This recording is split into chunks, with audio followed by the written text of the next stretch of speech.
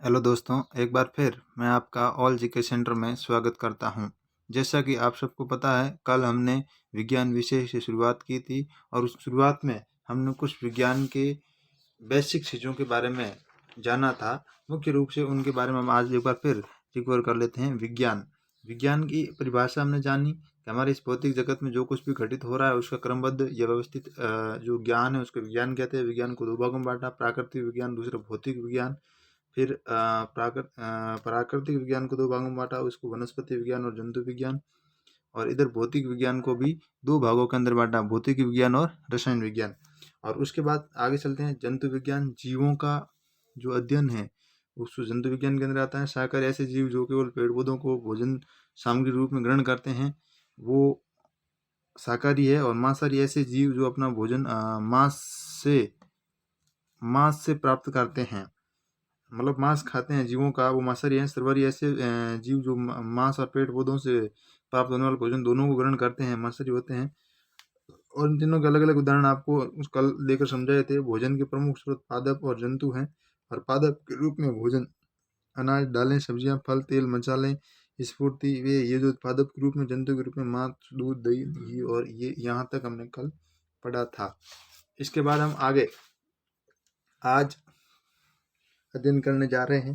तो उसमें मुख्य रूप से आज हम अध्ययन करेंगे कार्बोहाइड्रेट के जो प्रमुख स्रोत है वो कौन कौन से हैं, किन चीज़ों को खाने से हमें कार्बोहाइड्रेट की मात्रा जो है प्राप्त होगी। सबसे पहले हम बात करेंगे कार्बोहाइड्रेट।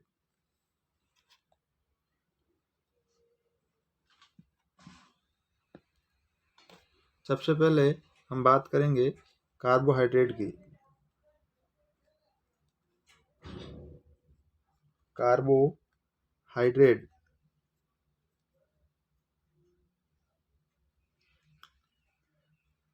कार्बोहाइड्रेट के प्रमुख स्रोत।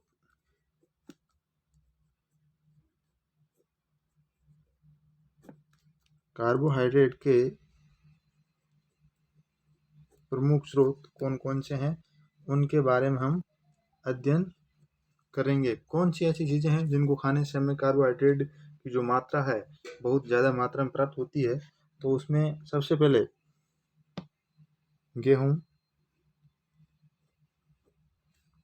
गेहूं के बाद में नंबर 2 मक्का, मक्का के बाद में चावल,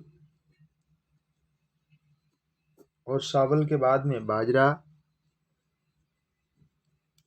और बाजरा के बाद में जौ। ये प्रमुख कार्बोहाइड्रेट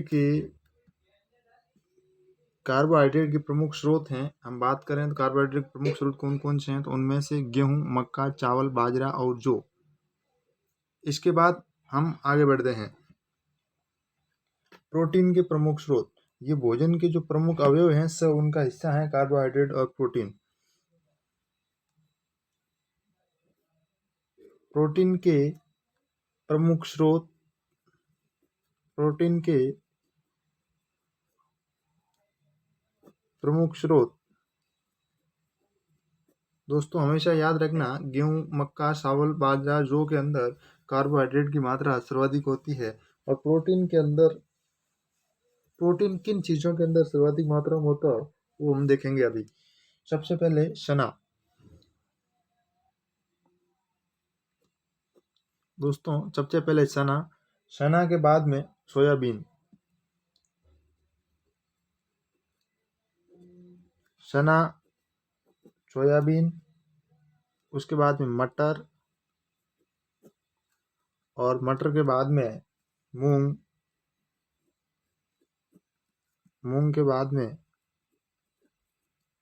मोट, मोट के बाद में मसूर, और मसूर के बाद में अरहर। अगर हम बात करें प्रमुख प्रोटीन किन में पाया जाता है, तो प्रमुख प्रोटीन दालों में पाया जाता है। और दालें प्रोटीन की प्रमुख स्रोत हैं, ये कहेंगे तो कोई गलत नहीं होगा। चलिए आगे चलते हैं। इसके बाद हम बात करते हैं शक्कर की। शक्कर एक गुड़ किससे प्राप्त किया जाता है? ये बात बहुत अच्छी बात है कि शक्कर चाय बनाने के लिए जो यूज की जाती है, शक्कर एवं गुड़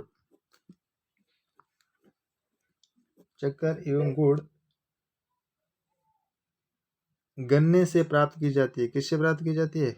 गन्ने से प्राप्त की जाती है। प्राप्त की जाती है। शक्कर एवं गुड़ किससे प्राप्त की जाती है? गन्ने से प्राप्त की जाती है। अगला, एक और चीज इसमें है, गन्ने के अतिरिक्त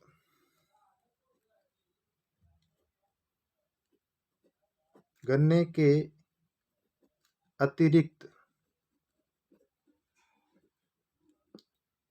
गन्ने के अतिरिक्त और चुकंदर होता है। चुकंदर चुकंदर से भी शक्कर बनाई जाती है। एक बात नोट करने की है कि जो शक्कर है वो गन्ने से तो बनती है, लेकिन उसके अलावा चुकंदर से भी बनाई जाती है। मुख्यतः शक्कर किससे बनी जाती है? गन्ने से। उसके बाद हम कुछ मसालों का यहाँ वर्णन करने वाले हैं। कुछ प्रमुख मसाले।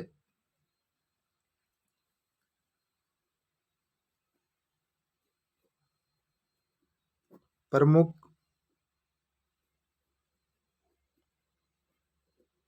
मसाले जिनका हम अक्सर हमारे घरों के अंदर प्रयोग करते रहते हैं।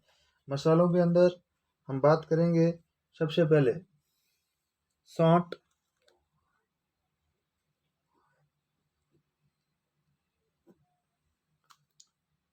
सौंठ के बाद में हल्दी, हल्दी के बाद में लौंग, लौंग के बाद में सौंफ, सौंफ के बाद में काली मिर्च,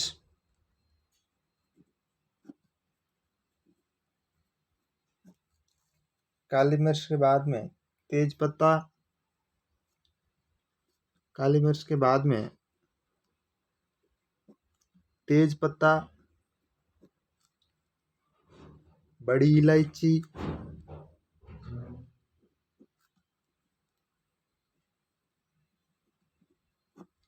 बड़ी इलायची और एक और चीज भी बच गई, वो है जीरा।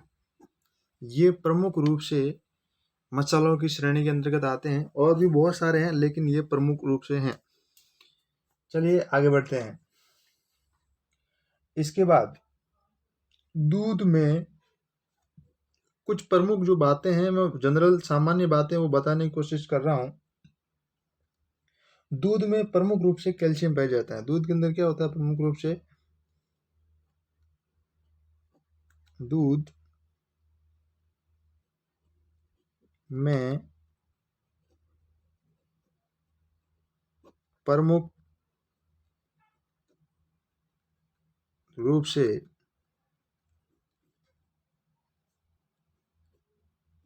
दूध में प्रमुख रूप से क्या पाया जाता है? कैल्शियम पाया जाता है। दूध में प्रमुख रूप से कैल्शियम पाया जाता है, जो कि किसके लिए जरूरी है? हड्डियों को मजबूत बनाने के लिए इसका बहुत ही महत्वपूर्ण योगदान होता है। इसका उपयोग किसके लिए होता है? हड्डियों को मजबूत बनाने के लिए।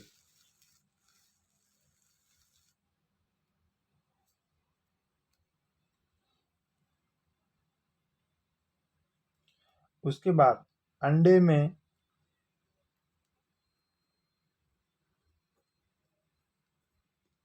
अंडे में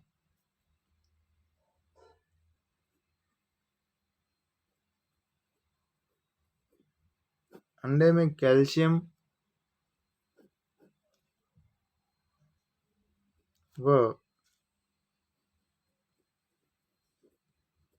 प्रोटीन अंडे में कैल्शियम व प्रोटीन दोनों पाए जाते हैं। एक बहुत अच्छी बात यहाँ पे है कि अंडा एक ऐसा पदार्थ है, ऐसी वस्तु है जिसके अंदर कैल्शियम व प्रोटीन दोनों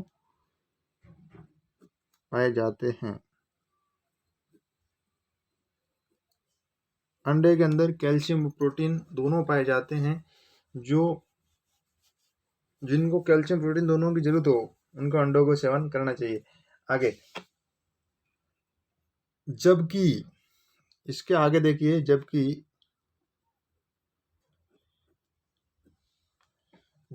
मांस में केवल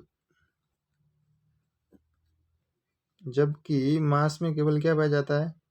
जबकि मांस में केवल प्रोटीन पाया जाता है। प्रोटीन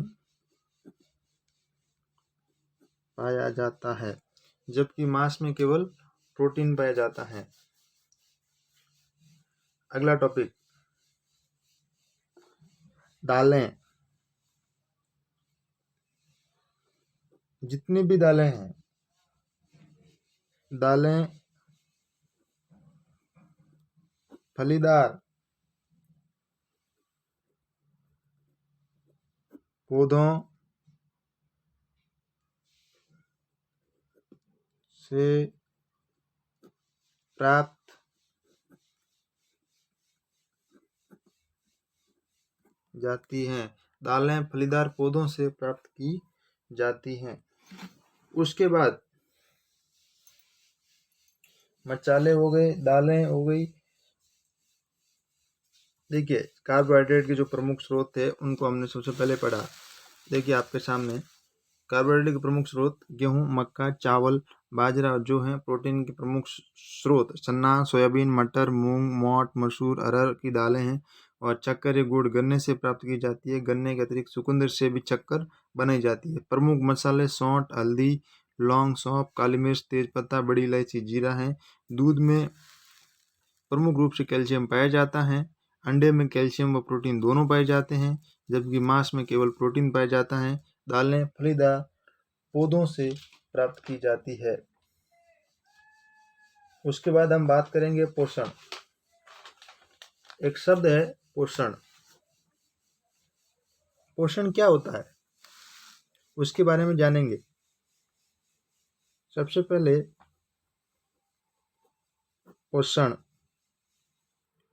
पोषण के बारे में जानने से पहले हम इसकी परिभाषा को जानने की कोशिश करेंगे। पोषण क्या होता है? देखिए, सजीवों या निर्जीवों को जीने के लिए उन्हें अपने अपने तरीके से पोषण की आवश्यकता होती है। जैसे सजीवों द्वारा अपने स्वास्थ्य एवं शरीर की वृद्धि विकास के लिए भोजन के रूप में आवश्यक पोषक तत्वों ग्रहण करने की जो प्रक्रिया है उसको पोषण कहते हैं। क्या कहते हैं? पोषण कहते हैं।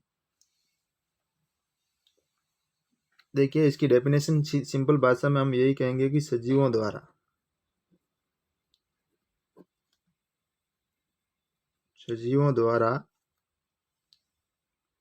उनके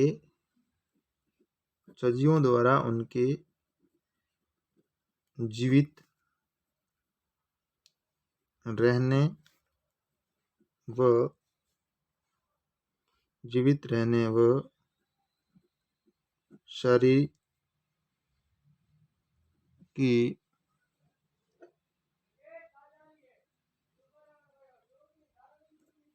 शरीर की वृद्धि व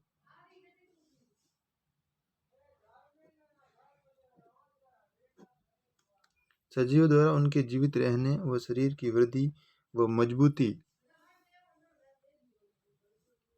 मजबूती के लिए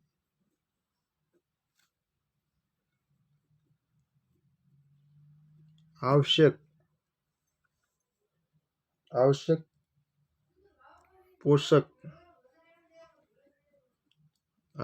पोषक तत्व ग्रहण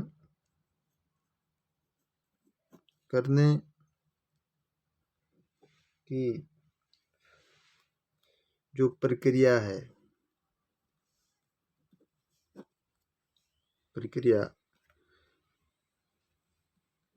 को पोषण कहते हैं। परिभाषा तो लंबी लग रही होगी आपको, लेकिन इतनी लंबी नहीं है। कि सजीवों द्वारा उनके जीवित रहने के लिए शरीर को मजबूती के जीवित रहने और शरीर को मजबूत बनाने के लिए जो आवश्यक पोषक तत्व है उनको ग्रहण करने की जो प्रक्रिया है उन्हीं को पोषण कहते हैं। और पोषण के आधार पर जीव कई तरह के होते हैं और पोषक तत्व भी होते हैं अलग अलग तरह के। और पोषक तत्वों को भी उनको उनकी योग्यता के आधार पर अलग अलग भागों में बांटा जाता है। सबसे पहले पोषण और उसके बाद में हम बात करेंगे पोषक तत्वों में। जैसे प्राथमिक पोषक तत्वों की बात करें तो नाइट्रोजन, फास्फोरस, पोटेशियम है। द्वितीय पोषक तत्वों में कैल्शियम, मैग्नीशियम, गंधक है। पोषण के आधार पर पादपों का वर्गीकरण भी किया जाता है। स्वपोषी होते हैं। और पोषण के आधार पर पादपों का वर्गीकरण स्वपोषी। देखिए एक शब्द आता है स्वपोषी।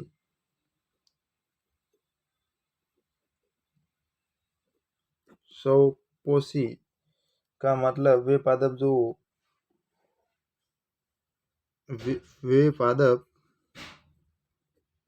जो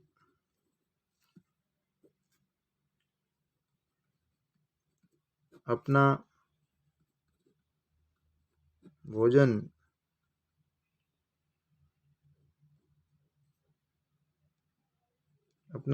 सूर्य के प्रकाश की सहायता से स्वयं बनाते हैं।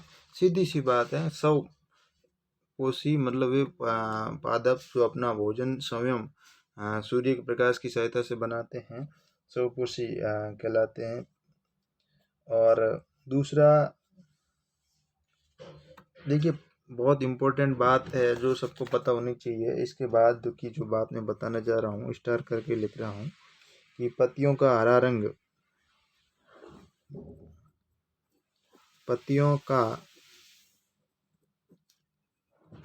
हरा रंग होता है। जो पेड़ पौधे पे जितनी भी पत्तियां होती है उनका हरा रंग पर्णहरित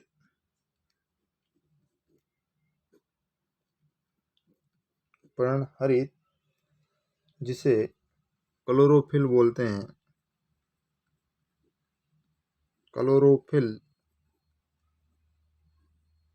क्लोरोफिल के कारण होता है।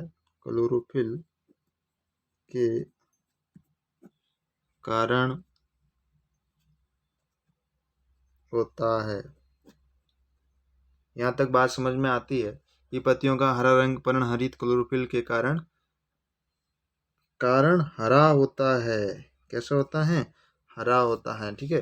पत्तियों का रंग हरा क्यों होता है? इसके अंदर क्या पाया जाता है? तो सीधी सी बात है, पर्णहरित या क्लोरोफिल के कारण पत्तियों का रंग हरा होता है। स्वजीवी उसके बाद में स्वपोषी के बाद में परजीवी होते हैं। ये स्वपोषी थे, यहाँ परजीवी होते हैं। कैसे जीव होते हैं? परजीवी।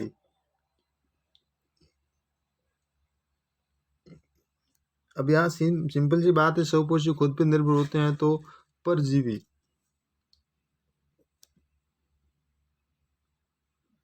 वे पादप या जीव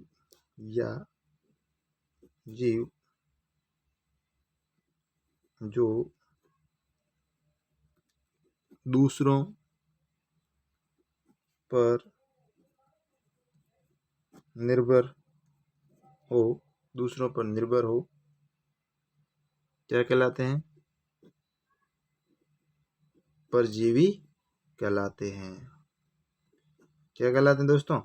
परजीवी कहलाते हैं। स्वपोषी जो अपना भोजन स्वयं बनाते सूर्य के प्रकाश से। परपोषी वे पादप जो दूसरों पर निर्भर होते हैं। पत्तियों का हरा रंग पर्णहरित क्लोरोफिल के कारण ऐसा होता है। ये सारी चीजें आपको सामान्य जानकारी के लिए बता रहा हूँ दोस्तों। चलिए आगे, कीटभक्षी। इसके बाद एक और नाम आया है कीटभक्षी। कीटभक्षी बक्सी, कीट बक्सी पादप। दोस्तों इस सब से आपको पता लग जाना चाहिए कि कीट बक्सी पादप क्या होता है। कीट बक्सी ऐसे पौधे जो जीवित रहने के लिए कीटों को पकड़ते हैं तथा उन्हें बचा लेते हैं, कीट बक्सी कहलाते हैं। कीट बक्सी पादप की बात करें, ऐसे पौधे भी होते हैं, आप जीव जंतुओं के बारे में सोचते हैं लेकिन ऐसे पौधे भी होते हैं। ऐसे पादप जो जीवित रहने ऐसे पादप जो जीवित रहने के लिए कीटों को पकड़ते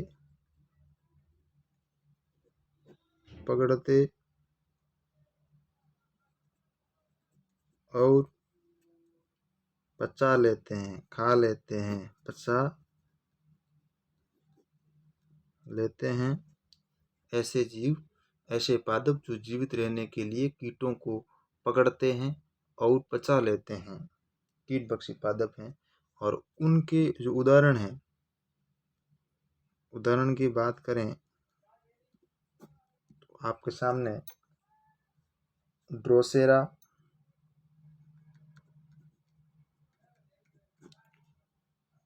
डायोनिया,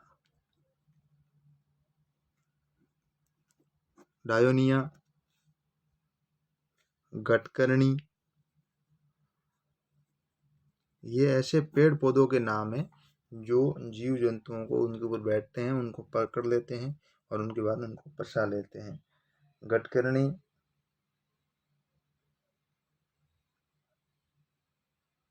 और यूट्री कोलेरिया, एक और बचा है उसका नाम है यूट्री कोलेरिया।